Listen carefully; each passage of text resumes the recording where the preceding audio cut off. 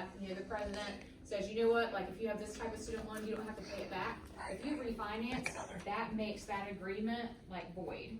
So that's where if, maybe you had kept that same one, then maybe your stuff would have gotten forgiven, but because you refinance, that takes away your eligibility. So I just wanna make sure everybody knows that. So you've got the rest of the time to get this done, that's about 10 minutes. Technically it's not due until Sunday. If you do have questions, ask me today though. I'm gonna be out tomorrow and obviously I'm never gone. So make sure that you are super good for the sub. It's my friend Miss Bridgers. She obviously is a good sub. She's a normal person. Sometimes there's like crazy subs. She's great. You what? Alright, put it back in. Stick it back in. Like it was. Stick it back in, what? So she taught for like 40 years or something. She's been subbing for like 10. So make sure you're super good for her because I'm going to be out tomorrow. She'll have plans for you and it'll also be on Canvas. Okay, I'll go ahead and please make sure you listen. I'll go ahead and publish what you're doing tonight just because I don't want to forget to do it in the morning.